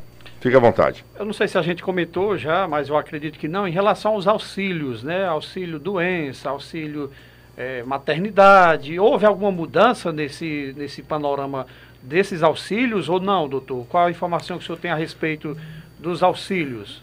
Na realidade, a mudança não é muito na legislação. Certo. A mudança é na prática, de como você requerer. E tem o auxílio reclusão também, né? Tem o auxílio reclusão. Esses benefícios, como o salário maternidade, ou os benefícios auxílio doença, o próprio auxílio reclusão, eles têm uma coisa chamada carência. Ou seja, que pelo menos você tenha 12 meses de contribuição. Né? Na realidade, o salário maternidade sequer tem essa carência. Você precisa estar... Você pode assinar sua carteira hoje e engravidar amanhã. Você já é uma segurada. Não tem a carência dos últimos 12 meses. Mas, para você requerer um benefício, para auxílio doença, um auxílio acidente, uma questão assim, você tem que respeitar essa carência. Isso aí a legislação não alterou. Mas nós estamos observando a dificuldade do acesso às pessoas a requererem esses benefícios. Né? Inclusive, o que está acontecendo nesse exato momento é que o INSS está propondo a realização de perícias através de meios digitais, né? Como se fosse na telemedicina, né? Online, porque os médicos não estão querendo, por questões, né? Da pandemia, né? Não se sentem seguros. Aí realmente é um acúmulo muito grande de pessoas. Normalmente já se tinha um acúmulo muito grande nos dias de perícia. Imagine todos esses meses represados, na hora que as agências abrirem, a quantidade de pessoas que vão ficar... Mesmo sendo agendados, mas sempre a demanda é muito grande, né? Muitas pessoas. Porque é agendado, mas as pessoas chegam cedo, você não vai dizer, não entre, aí fica criar um transtorno, né? E mesmo assim, o agendamento aí são 20, 30 perícias, não sei o que, e fica aquele contato, os médicos estão receosos com esse contato, com esse... né? Inclusive entre os segurados mesmo. Né? E aí estão propondo a possibilidade. Na realidade não são os médicos, né? É o INSS respondendo ao TCU e está propondo a realização de perícia médica online para o auxílio doença, né? O médico, pelo menos se houvesse a concessão online, que é para o técnico da Previdência ficar conversando com o segurado, né, ali especial que precisava, pelo menos online ele pudesse verificar e mostrasse ali que a situação do cidadão na fazenda, no seu sítiozinho, no seu cercado, né, no seu plantio, já ajudava. Bom, mas os próprios médicos, eles não estão assim, aderindo a essa questão do online. E na realidade segue o problema, né? Segue o problema. Né? Os médicos dizem que há uma ilegalidade na realização dessas perícias dessa forma. Então, está havendo uma grande queda de braço entre os profissionais médicos peritos da Previdência e o Instituto, né? O administrativo da Previdência, né? A instituição. Está sendo... lógico, cobrada por toda a sociedade, em Tribunal de Contas e tal, para realizar as suas atividades, porque na verdade o mundo não parou, as pessoas precisam dos benefícios. Claro. Então está nessa dicotomia. Então hoje o que está acontecendo é isso. As pessoas estão habilitando os benefícios do INSS de uma forma quase que automática, e eu deixo isso entre aspas, ele está concedendo um mês. Ele não está fazendo aquela análise delicada, se você realmente, se aquela lesão, aquele problema que você tem é temporário, permanente, ou se já poderia conceder uma aposentadoria por invalidez, ele não está fazendo isso. Você está entrando, ele está te dando um mês. Por quê? Porque isso não está sendo feito ainda nos moldes, com um perito analisando. Pois é isso que eu estava aqui. E aí dá um mês, bloqueia. Aí você começa tudo de novo. Isso. Aí vai um mês, bloqueia. E fica prejudicado. Eu estava até aqui querendo entrar nessa pergunta. O próprio governo, e aí nessa questão da deficiência, não estava pronto para atender a essa nova demanda da reforma da Previdência no que aconteceu. Você concorda? Exatamente o que eu tentei trazer logo nas primeiras palavras. Aquela história de que expandiram-se as agências, aí não fizeram os concursos, já existia uma carência no atendimento, uma demanda muito grande nas agências, já havia um represamento dos processos, aí criou-se o INSS digital nessa transição, onde as pessoas ainda estão na adaptação de aprender a lidar com o sistema e você interagir com a Previdência de forma digital. E aí criou um vácuo aí que já tinha 1 milhão de benefícios sobrestados, hoje nós temos 1.600.000, quer dizer, a coisa está se acumulando. São 1.600.000 benefícios para serem apreciados. Não estou dizendo que eles todos serão concedidos, mas eu acho que ninguém pede assim também. À toa, sem fundamento. Eu também acho. Os advogados não iriam impetrar isso sem nenhuma segurança do que o seu cliente teria o direito. Né? Essa é uma condição. Há uma possibilidade, doutor Ramon, acho que assim, eu vou fazer uma pergunta, caso seja antiético dentro do direito. O prazo mínimo que vocês estão tendo, a demora mínima, assim, se você for contabilizar, de cada processo que é dado entrada para o pedido de aposentadoria hoje, está em média quanto tempo para um segurado esperar, necessitando do benefício? Zé Luiz, é realmente uma coisa que, pasme, eu já tive benefício concedido em 24 horas. Mesmo dentro com essa reforma? Recente. E tem benefícios aí esperando 5 meses, 6 meses. 180 dias. Então, assim, eu realmente não segue uma lógica, concedido de 24 horas, nem eu acreditei. Né? Sem nenhuma restrição. Estava tudo direitinho. Do jeito que requereu. Alguém pegou lá e... Como é que funciona, né? Você habilita pelo sistema e aí ele vai para uma caixa e ele vai sendo distribuído pelo país todo.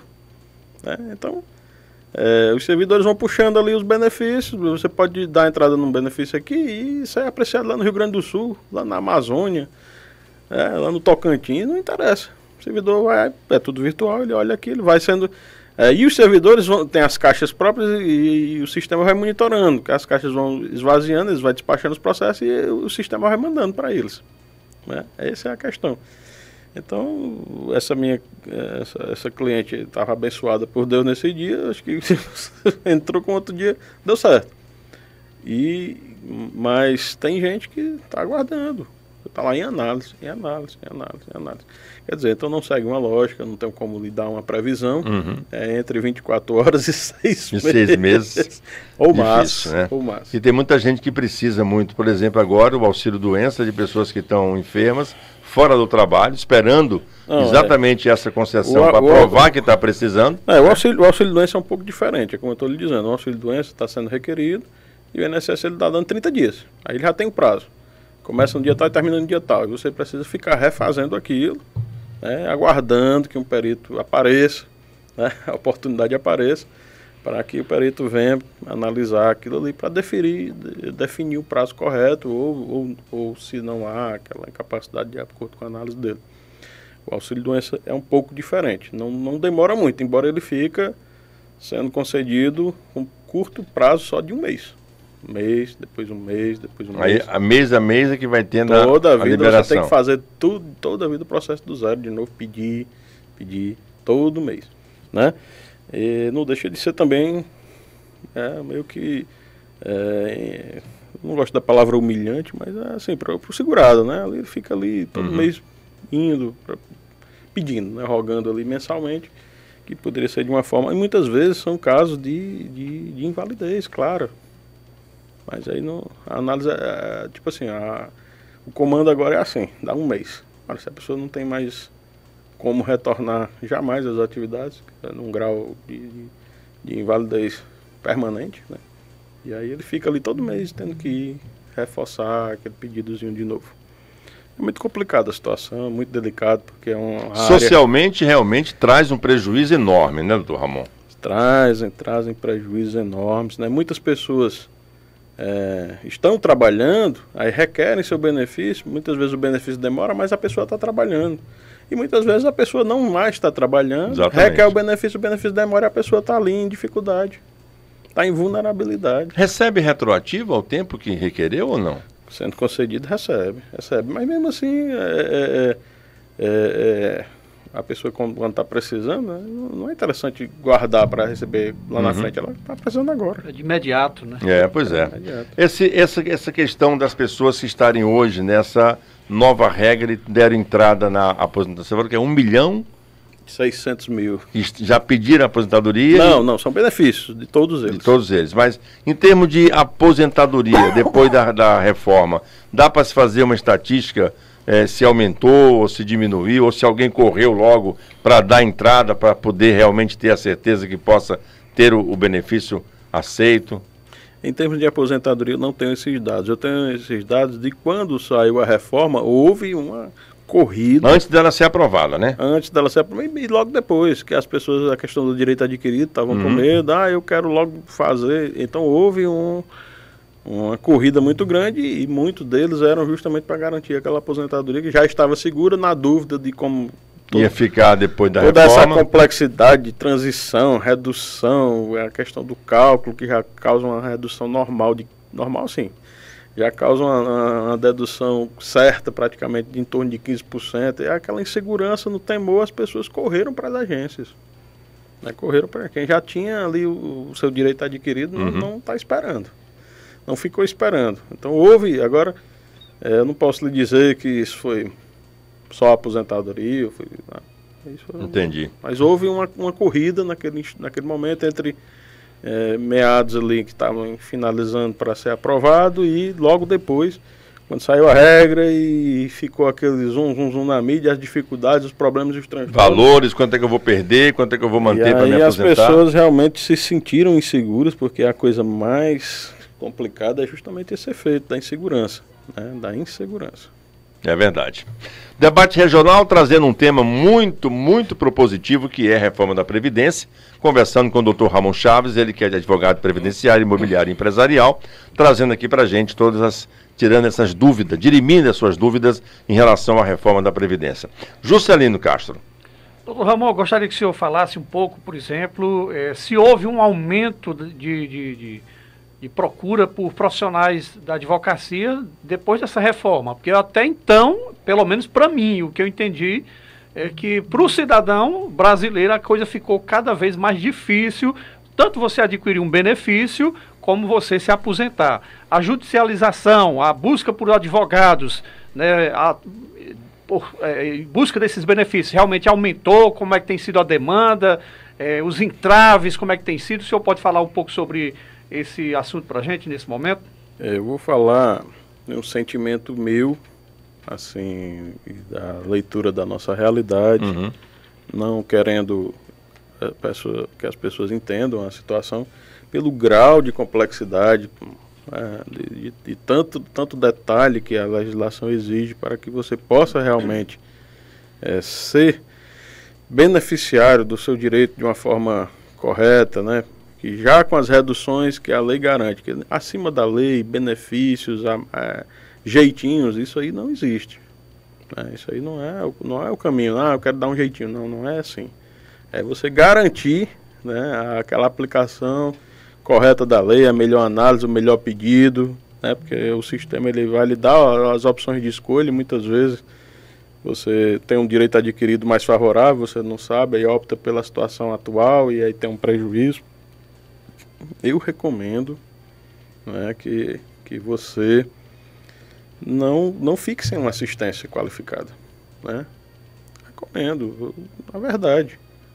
Não é fácil. Vocês até percebem durante esse momento que nós estamos aqui, o grau de dificuldade, às vezes, de nós respondermos, porque não dá para ficar com complexidade muito grande, não dá para ficar com esse negócio todo na ponta da língua. Não tem uma exatidão em tudo, né? Em cada caso, eu falei, quero frisar, eu trato personalizado, porque são minúcias, são detalhes que a gente vai conferindo em cada cada tipo de benefício, com cada regra e cálculo e não sei o que. Então, assim, realmente, antes eu tinha condição de tratar sobre previdência de uma forma um pouco mais escorreita até. Não, a reforma é recente, mas ela também é difícil. Ela é recente e complexa. Muito. Né? Então, complexo. assim, realmente deixa a gente aqui um pouco, às vezes, a titubear. Eu peço já as minhas escusas aos ouvintes. Nosso papel aqui foi de buscar colaborar um pouco com a compreensão de todos aí que nos ouvem, né? Nossos queridos ouvintes aí nessa região toda que está aqui nos ouvindo. Mas é isso, o nosso objetivo é colaborar. Doutor Ramon, aos que vão entrar no mercado de trabalho hoje, né? Quem vai começar a trabalhar, qual é a orientação real que se daria para uma pessoa começar a tratar desse assunto? Porque a gente sabe que nós brasileiros não temos essa preocupação de preparar uma questão da previdência de cada um de nós, né? Aqueles mais abastados que têm a possibilidade de pagar uma previdência privada, como o senhor falou, uma poupança que de fato realmente faz a diferença. Mas os que estão entrando hoje no mercado de trabalho, qual seria realmente uma orientação jurídica para garantirem as suas aposentadorias? De forma contundente, tranquila? Não poderia ser outra a não ser exigir, né, o contrato de trabalho. Mas aquele profissional liberal também, e eu digo isso porque sou um profissional liberal, e aí eu não tenho a minha carteira de trabalho assinada, mas eu tenho minha preocupação em recolher mensalmente. Né? Sim, como autônomo? Como autônomo, né? Como autônomo, né? Profissional liberal, tem recolhimento. Né? Eu como forma, a palavra é previdência. Previdência, né? É uma prevenção, é um seguro, né? Isso. Entendeu? Então você tem que se resguardar, porque eu estou começando hoje, eu sou novo, tenho 18 anos, só vou me aposentar com 65, não vou me preocupar com isso agora. Mas precisa, né? Mas ainda tem mais, porque até lá existem muitas coisas que podem acontecer. Né? Existem os outros benefícios, você pode precisar de um auxílio-doença, você pode ficar com a invalidez permanente ou temporária, e é um seguro. Então, antes de você chegar no ápice, que é a aposentadoria, que é o ápice do sistema, mas no meio do caminho existem ainda coisas que podem acontecer. Né? E Deus nos livre a todos, mas no meio do caminho você pode morrer, e você pode ser um pai de família jovem, você pode estar desamparando aí uma criança. Né? Então, assim, o correto é isso, mas a gente percebe que isso faz parte de todo um sistema. Isso precisa da economia estar sadia, isso precisa os empresários estarem gerando emprego. A carga, né, em cima do empresário, ela tem que ser trabalhada nessa reforma tributária aqui. A Previdência é também um tributo. Né? Claro. Então realmente isso é dentro de todo um sistema muito completo, porque a geração de emprego e renda tem que ser a geração do emprego e renda formal. Né? E aí tem que ser pensado, desenvolvido tudo isso. Porque também uma sensação de segurança. Ora, você está... muitas vezes as pessoas não pensam, mas inevitavelmente na hora da necessidade vem aquela, meu Deus, e agora? Não, eu sou segurado, demora, o INSS, isso, aquilo, mas consegue, né? Consegue. Então vocês mais jovens, né? Se não houver a formalização, se você não procurar ali separar um pouco do seu recolhimento, do seu recolhimento, não, do seu dinheiro, do seu salário, da sua remuneração, mesmo como profissional liberal, e através do MEI. O MEI é uma coisa fantástica, porque é um recolhimento bem em conta, e você fica legalizado, né, perante a sua atividade profissional, e lhe garante todos os benefícios. Entendi. Mesmo não sendo MEI, como é que a gente pode... Qual é a contribuição mínima como autônomo que hoje é permitida em lei? Em torno de 20%. Do que eu faturo? 20%. Ou do salário, que você... do salário mínimo, por exemplo? O mínimo é 20% do salário mínimo. O MEI é bem mais em conta. Bem mais em conta, né? Acho que é 12%, né? 12? Por aí, 11, 12%. Por aí. Muito bem, conversando sobre Previdência, reforma da Previdência aprovada ano passado. e conversando com o Dr. Ramon Chaves, ele que é advogado previdenciário, imobiliário e empresarial, dando para a gente a oportunidade de esclarecer um pouco sobre a reforma da Previdência. Juscelino, estamos chegando ao final de mais um debate. Alguma coisa a mais que gostaria de falar com o Dr. Ramon e para os nossos ouvintes? Gostaria que o doutor, se ele souber, é claro que ele, né, tem muito conhecimento na área também, o que de fato o governo se o governo vai economizar de fato, eram as previsões. Eu tenho até aqui uma estimativa, né, de uma matéria do site Terra, de que havia uma estimativa de 987,5 bilhão ao governo ao longo de uma década, né? Seria o que o governo de economia, iria, né, economizar, isso.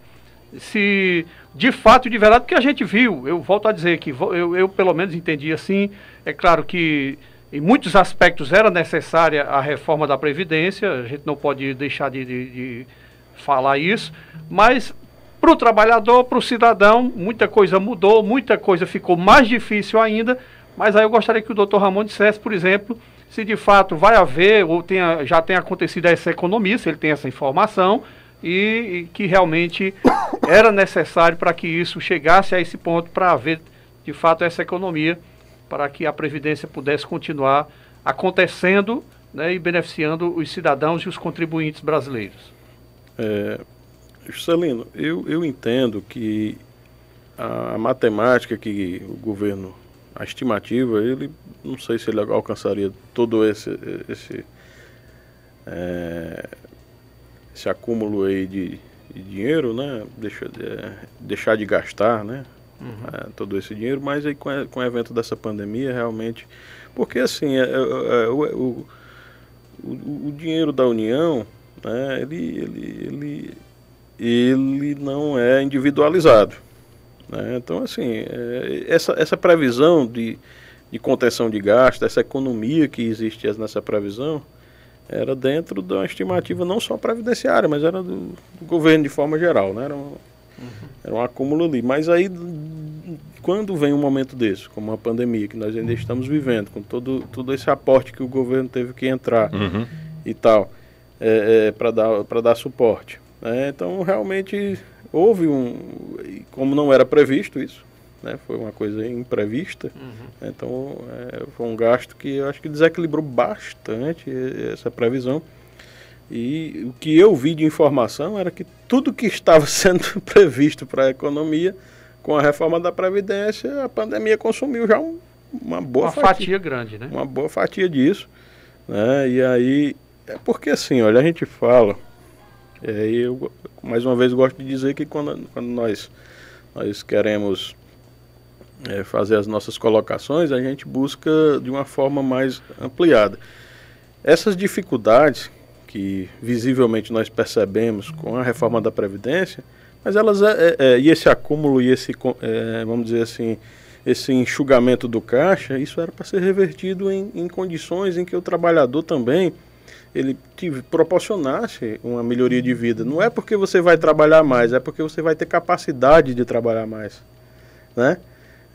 Você vai ter mais saúde, né? Mais segurança, né? Mais educação, uma atividade profissional mais qualificada. Então, uma coisa é você trabalhar numa atividade muito pesada até os 60 anos. Outra coisa é você exercer um outro tipo de atividade menos exigente do seu físico, vamos dizer assim, e você conseguir ir aos 65, aos 70. Né? Então, a ideia deveria ser esta.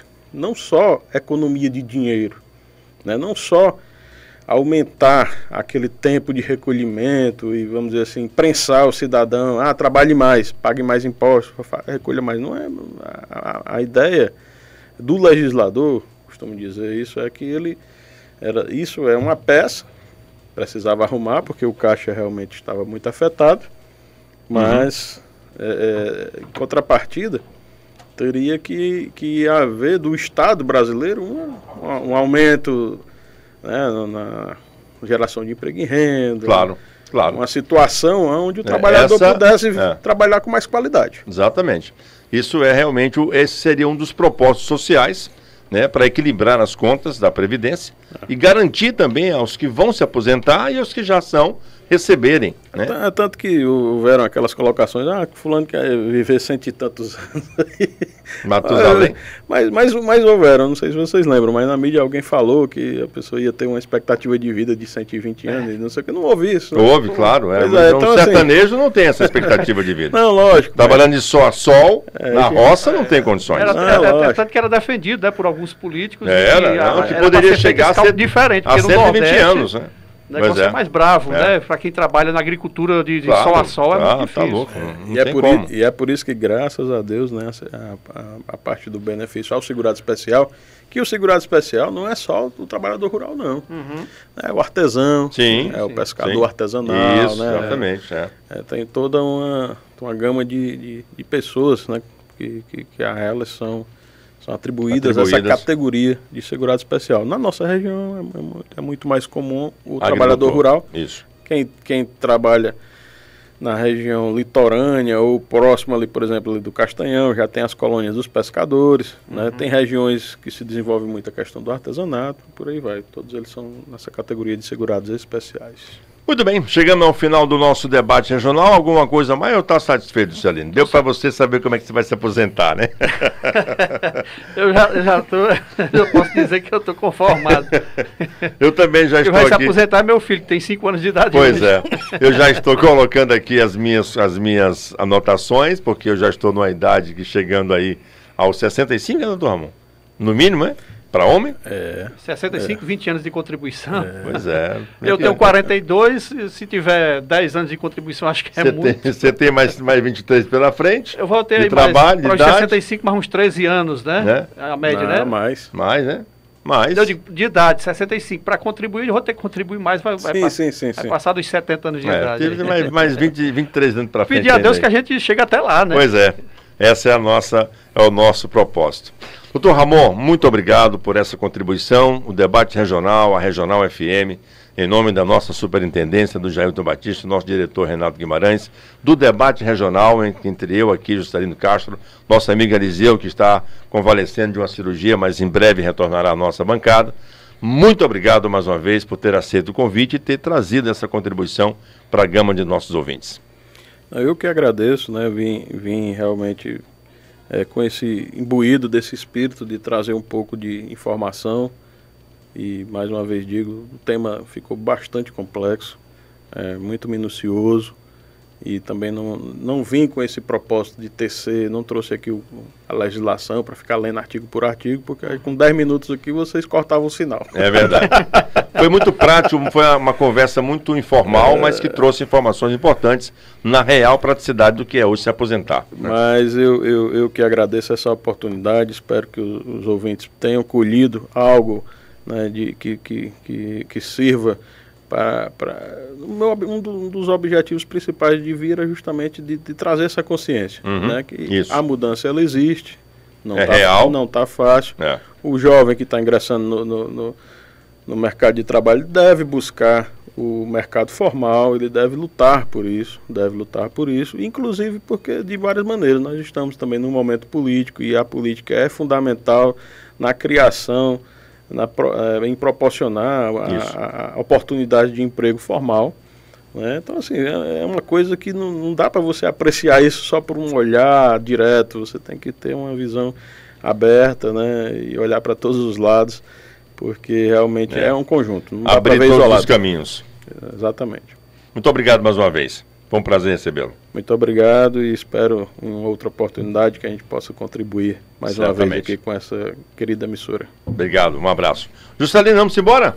Vamos embora, agradecer mais uma vez a todos os nossos ouvintes que ficaram conosco até este exato momento, agradecer ao Dr. Ramon mais uma vez por ter aceito o nosso convite e de ter contribuído também, com certeza, com muitas informações importantes a respeito da Previdência e também, claro, da reforma da Previdência. A todos vocês um grande abraço, esperando e confiando em Deus, no próximo sábado a gente vai estar de volta com mais um debate regional. Se Deus quiser. Muito obrigado a todos, continue na nossa programação, porque a programação musical do fim de semana continua aqui na 90,3. A você, internauta, que acompanhou no Facebook, Instagram e no YouTube, muito obrigado mais uma vez, um forte abraço, um bom fim de semana e até o nosso próximo encontro.